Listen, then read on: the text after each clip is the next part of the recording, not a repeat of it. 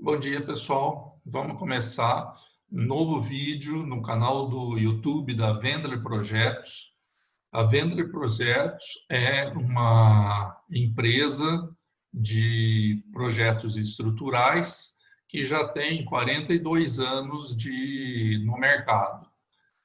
E já realizamos mais de 2.000 projetos, basicamente muitos projetos de alvenaria estrutural desde 1978, ou seja, durante toda a existência da empresa, e agora a parede de concreto desde 2007, quando começou essa nova fase das paredes de concreto no Brasil.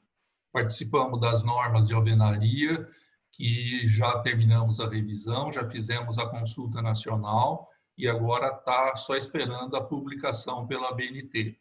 E também da norma de parede de concreto, onde eu sou coordenador, que ainda está em revisão. A gente faz vários cursos, palestras, workshops para entidades, escolas, universidades, sinduscons, dentro da comunidade da construção e até para a Caixa Econômica Federal. Bom, vamos falar hoje do concreto para as paredes de concreto. Não precisa falar muito que, pelo próprio nome, paredes de concreto, como é importante esse material concreto, né? O que a gente espera quando a gente pensa no concreto, né? Primeira coisa, trabalhabilidade. Tá? O concreto vai ter que preencher um espaço para se tornar alguma coisa que a gente quer. Para isso, eu preciso conseguir, com essa trabalhabilidade, encher uma forma e dar a forma que a gente precisa. Nas paredes de concreto, uma das coisas importantes é a resistência na idade de controle, que é uma idade muito pequena, porque normalmente a gente faz concretagens todo dia. Então, no dia seguinte, com 12, 14 horas, o concreto já precisa ter uma certa resistência. E depois, o FCK, que é medido aos 28 dias. Ter durabilidade, né? Não, baixa porosidade, sem as reações deletérias que podem existir, porque tudo isso vai fazer com que a gente perca a proteção da armadura, que é uma das condições que o concreto tem que atuar, fazendo a pacificação da armadura. Precisamos rigidez, né? O módulo de elasticidade, e, muito importante, estabilidade dimensional, né? Evitar a retração, tá? Que é uma das principais causas de problema nas paredes de concreto. E depois são características especiais de exudação, cor, densidade, só que tudo isso, né, gente, com economia. Tá?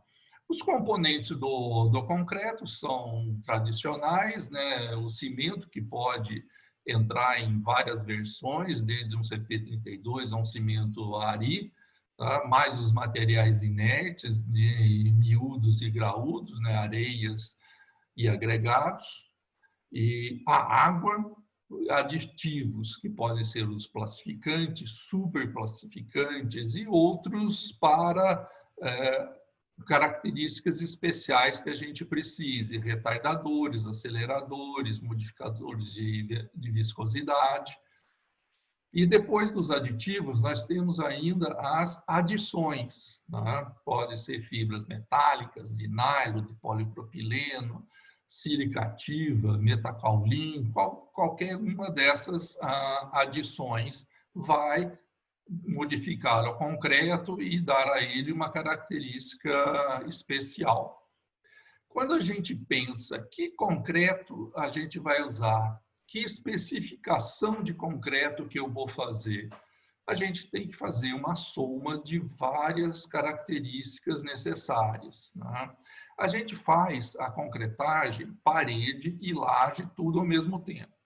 Portanto, o concreto tem que abranger tanto as características que ele precisa ter para a parede, quanto as características que ele precisa ter para a laje. Para a parede, nós trabalhamos com um slump flow de 600, mais ou menos 50, já tendendo hoje em dia para 650 e já vi algumas construtoras usando 700, mais ou menos 50, com um agregado máximo de 12,5.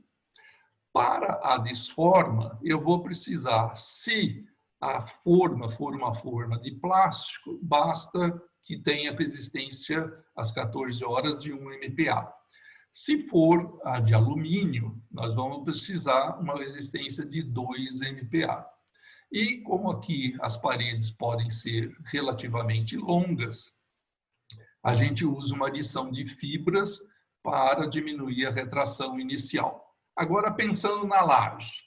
Na laje, eu tenho, durante a concretagem, posso utilizar um concreto normal, slump 12, mais ou menos 2, com um agregado de 19 milímetros.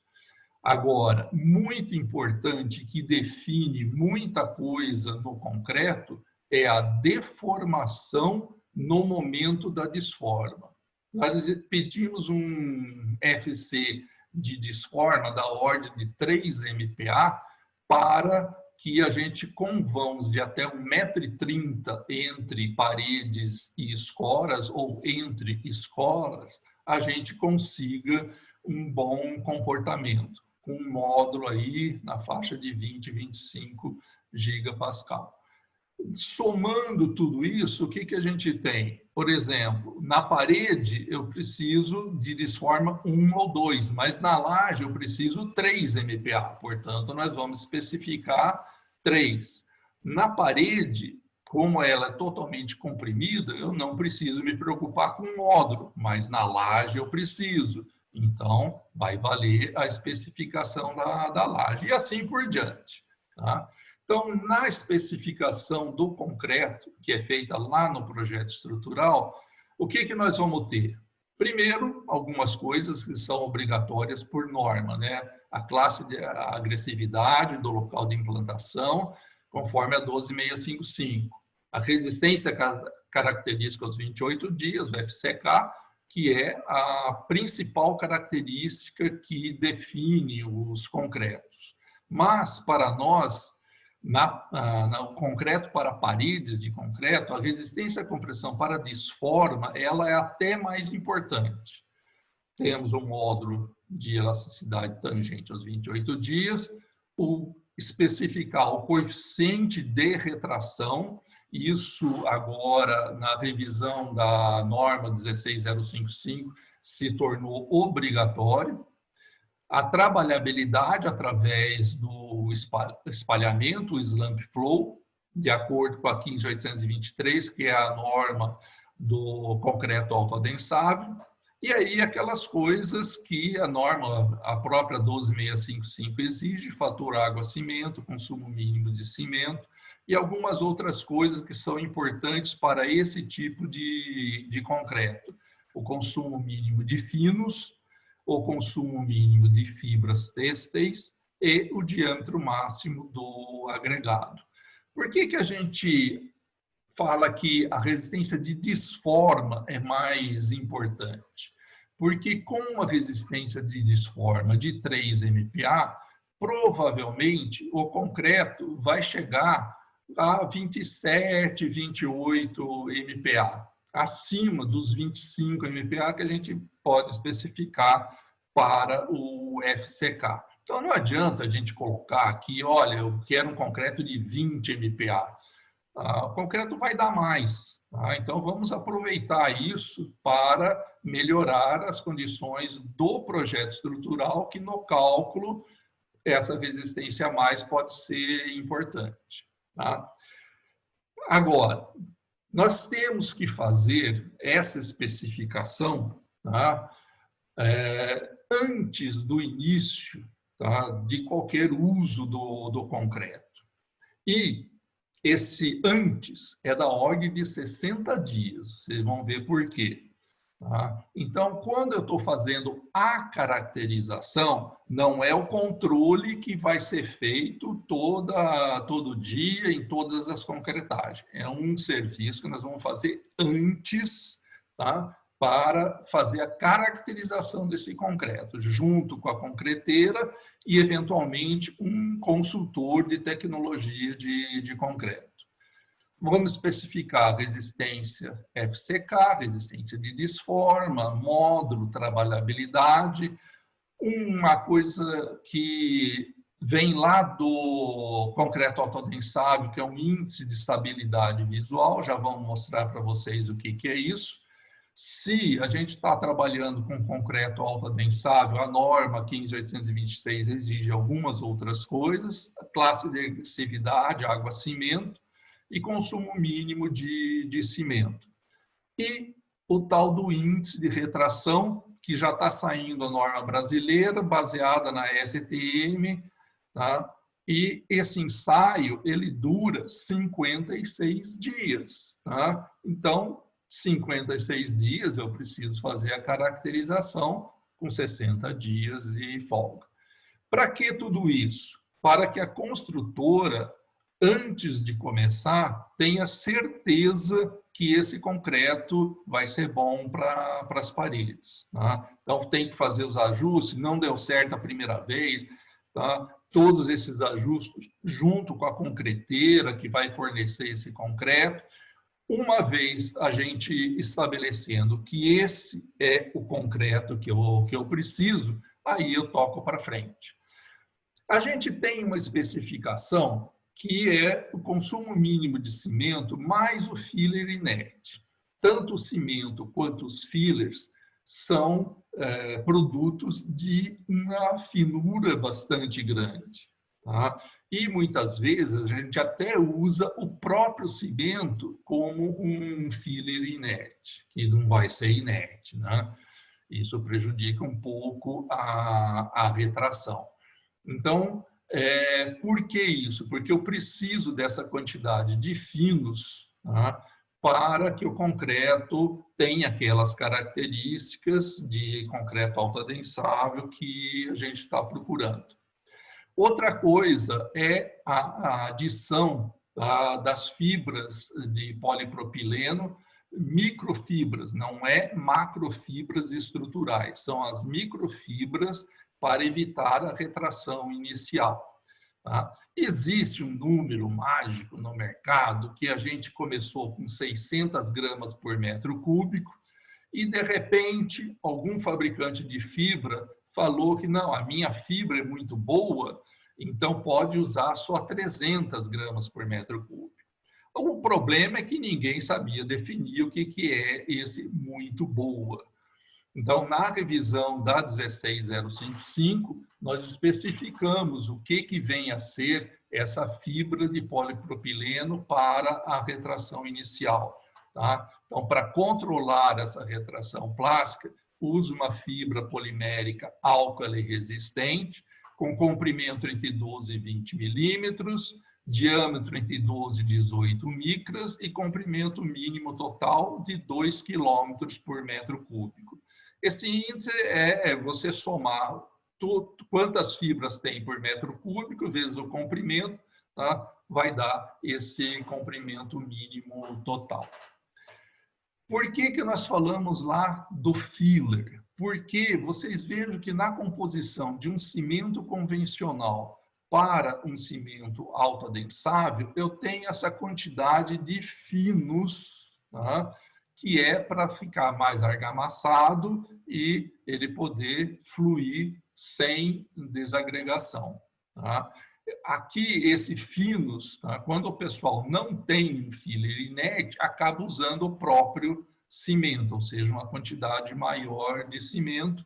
Não é o ideal, mas, em termos do concreto autoadensável, resolve. Tá? Cuidado com a retração. Tá? O que a gente tem? Isso aqui é uma listinha de recomendações que a gente coloca no projeto lá da Vendler Projetos, cada vez que a gente faz um projeto de parede de concreto. Recomenda-se o uso de concreto autoadensável, classe SF2 e SR2, segundo a 15823. Em caso contrário, ou seja, se eu não vou utilizar o concreto autoadensável, eu tenho que adequar o traço para obter o resultado final com uma pequena vibração de forma, se for necessário. Não pode ser vibrador de imersão, porque é praticamente impossível.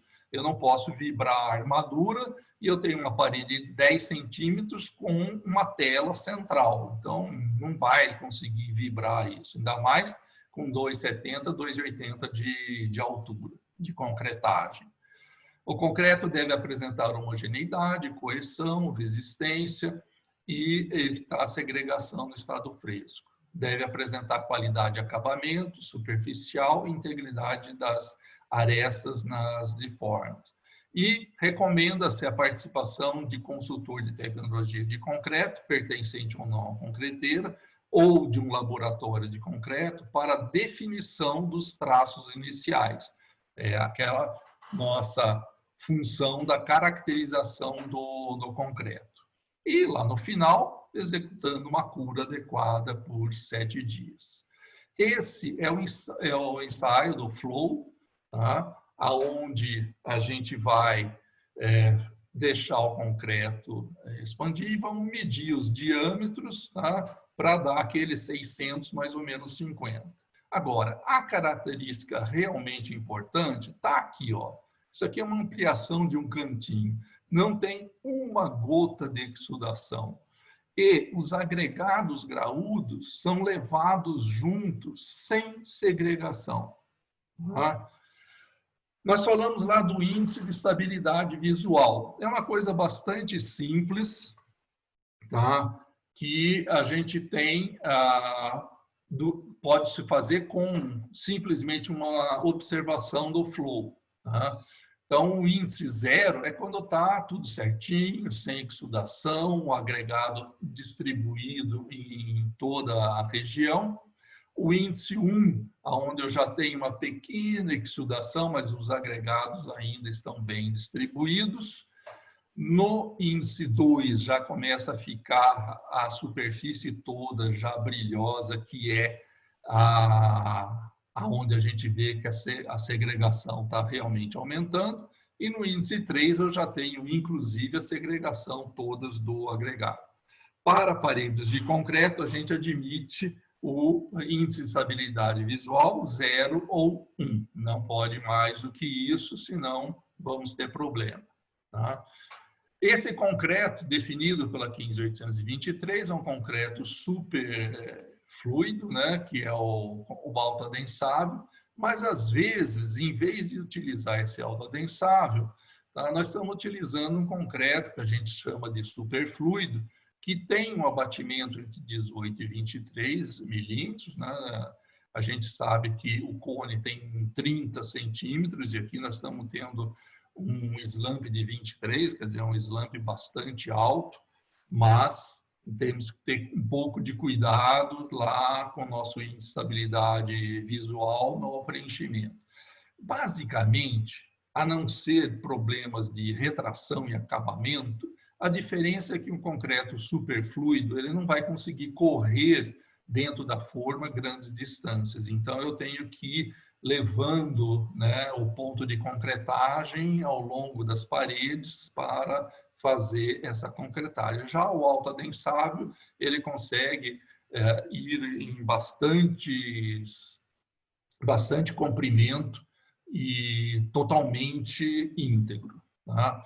Aqui, umas fotos do concreto alto-adensável, observa-se, né, o jeitão deles esparramando, e aqui um detalhe exatamente da borda, onde ele começa a passar no meio das armaduras.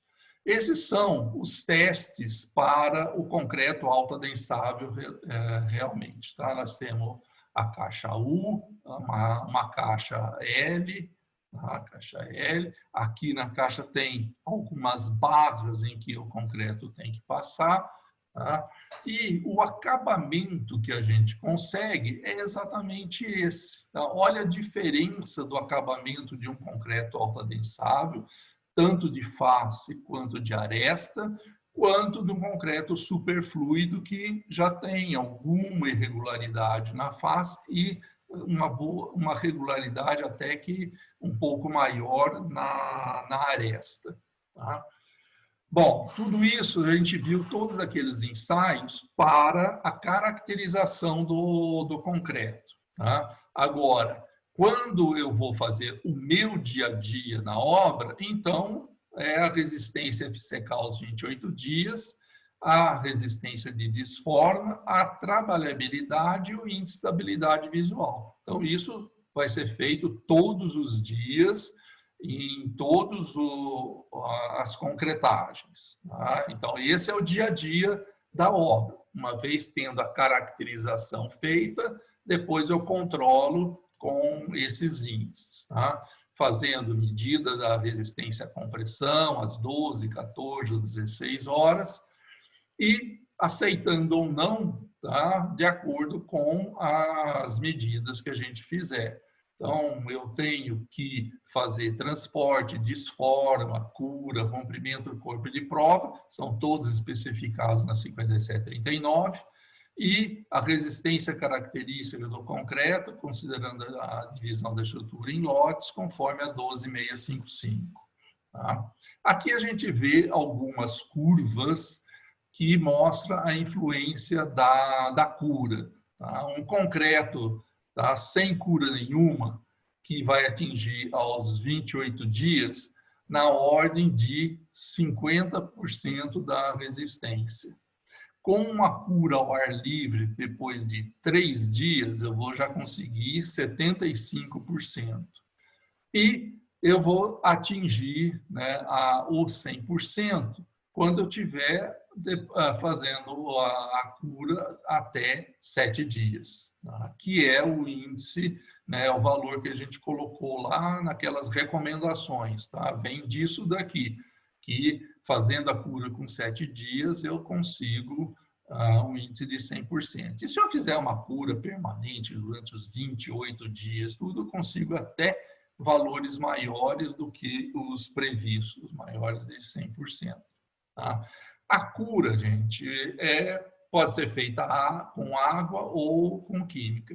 Qual que é o problema de fazer a cura com água? Que pode ser uma aspersão, gotejamento, né, na mangueira, na VAP, tá?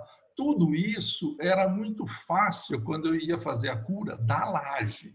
Tá? Então, a laje, você joga, a água fica lá e tudo bem. Agora, a parede está lá na vertical e eu tenho que ficar molhando constantemente. Eu não posso deixar um ciclo de molhar, secar, porque aí a gente está induzindo mais retração e mais fissura. Então, vocês veem que é muito difícil fazer isso, né? Porque o sistema de parede de concreto tem uma velocidade enorme. Tá? O concreto, todo dia.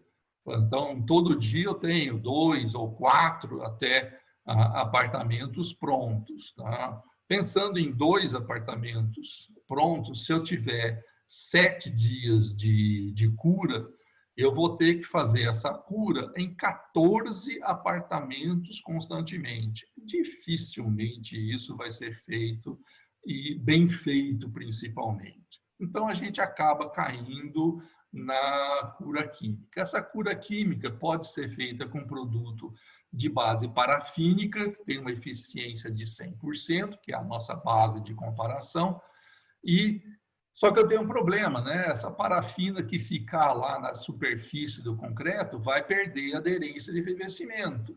Então, eu vou ter que tirar esse resto do produto com escovação, manual ou mecânica. Mas eu posso utilizar, em vez da base parafínica, um produto de base acrílica. Ele tem uma eficiência um pouco menor, mas se eu for fazer o meu acabamento também de base acrílica, ele já serve de base para o produto de acabamento. Então, eu não preciso retirar.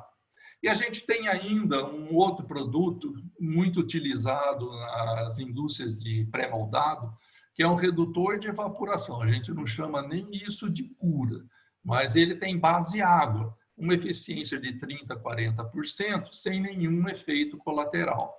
Parece que 30% a 40% é pouco. É pouco, mas às vezes é o que dá para fazer. Se você não for fazer nada, fazer alguma coisa que melhora 30%, 40% já é alguma coisa. E aí, né, tanto a cura com água quanto a cura química, tá, ela é feita com aspersão direta sobre a parede.